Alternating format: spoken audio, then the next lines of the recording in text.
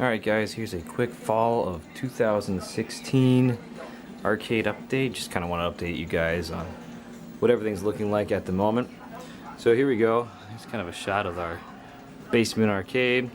So I'll start in the corner that you see when you come in. First up is the Ms. Pac-Man machine. And right up here is the one with the 4-in-1 kit. And this is a board that Ian Kellogg and I swapped boards for. It was one of his earlier mods that he had done. So I had a bad Ms. Pac board about a year ago and we swapped that. So now that's fun. I've got people playing Pac and Ms. Pac and the fast versions as well. Right next to that is the NBA Jam. That's still there. This gets a lot of play, and that's the tournament edition board that's in there. It's in a Dynamo cab, so it's not the original cab, but it's key having the 4 people being able to play.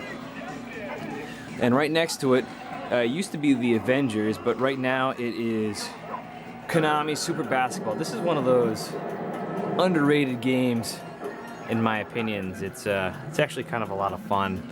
This game requires you to actually dribble the ball, unlike NBA Jam where you can just kind of run with it. So when you're playing this game, you actually have to dribble by hitting the dribble button. So like that guy's dribbling, you would actually be tapping this dribble button right here.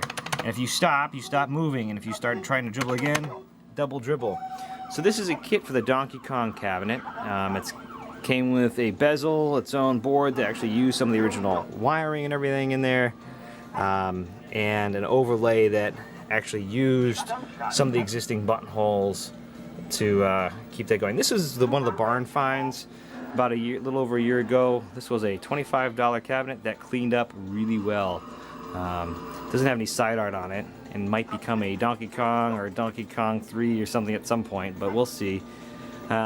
This artwork here, this marquee, this is a reproduction one. I cleaned up the artwork from a scan, and I removed all the stars that were originally in there going around the outside. But I had a friend print this for me on Plexi, and I think it came out pretty nice. It's kind of hard to tell in the video, but it ends up looking a little bit washed out in person compared to an actual arcade marquee. But I still think it looks really good. So there you go, there's that one. In the corner is pole position. This is going to need a little bit of work at some point. I think it's got a bad or cold solder joint for the green. The green's working now, but sometimes it needs to be cycled to get the green to come back on. But other than that, this game's running really well. I've got a new high score on here of 62,650 with a time of 2:32.98. So I've been practicing a little bit, and yep, that's John underneath there in third place. I had to get him off the top. That was really bothering me. Anyway, next up is Atari Badlands. This is one I picked up from a friend. He didn't want it anymore. It was painted black.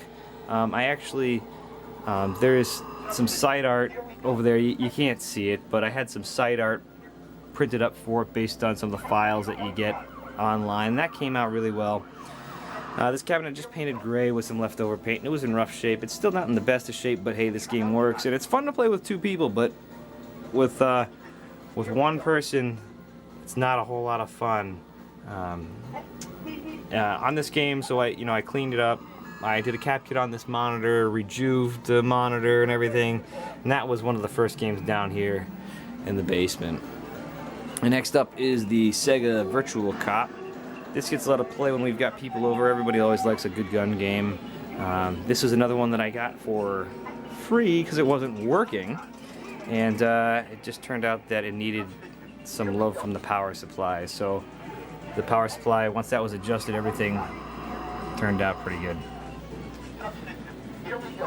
Next up is the Arena pinball machine. This was another good deal here that I scored, and I cleaned this playfield up a little bit, just kind of cleaned it and put some new rubbers on and put new balls in and all that stuff. And otherwise, I've just been playing it. This game has been pretty rock solid.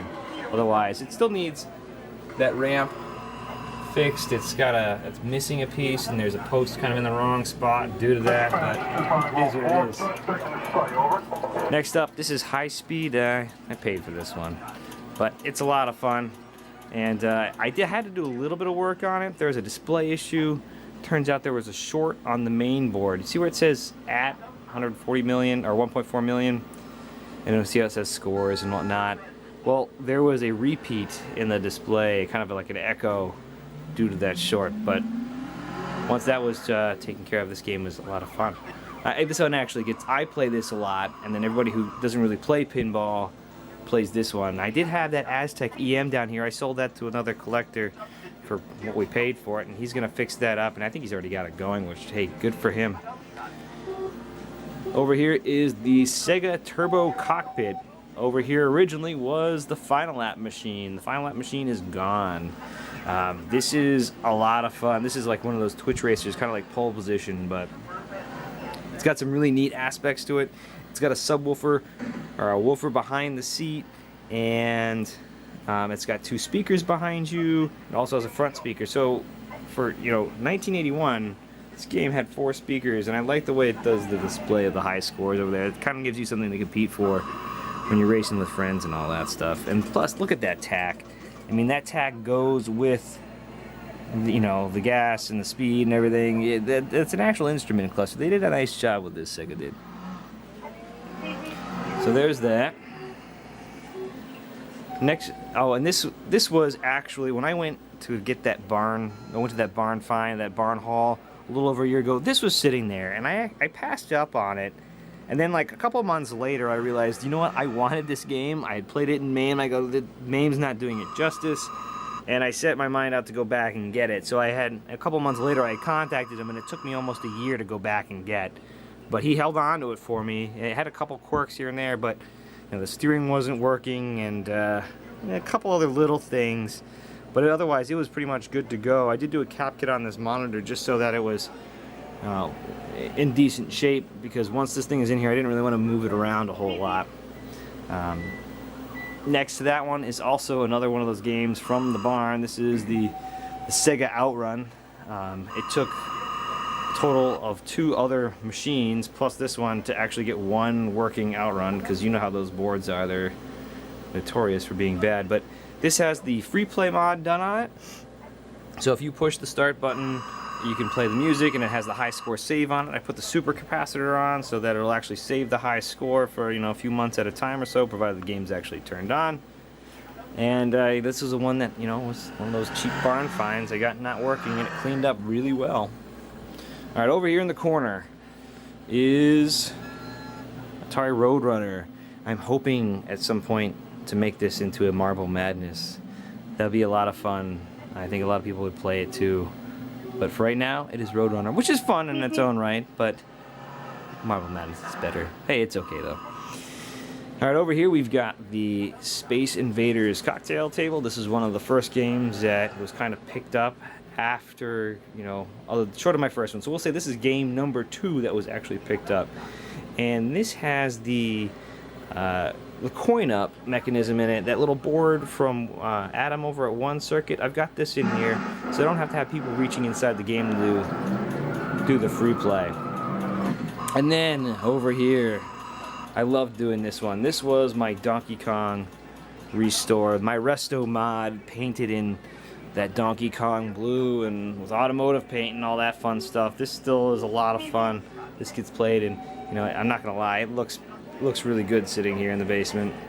And then the most recent restore that has been done, this is the track and field. This came from, there was nothing but a shell, literally no monitor, no boards, no marquee. Control panel was converted to Tetris and everything. So this was a total part in. It's got all artwork from Phoenix Arcade, the marquee, the control panel, everything. The cardboard bezel I had a source. Joey Kuda over on Clav did that, so thanks a lot, Joey Kuda. And I think, this about wraps up all the games in here for fall of 2016. We got about 14 games in here at the moment. And just kind of give one last quick spin around so you guys can see what's going on down here. And, well, there we go, guys. Hope you enjoyed, and there is the basement arcade. On your mark.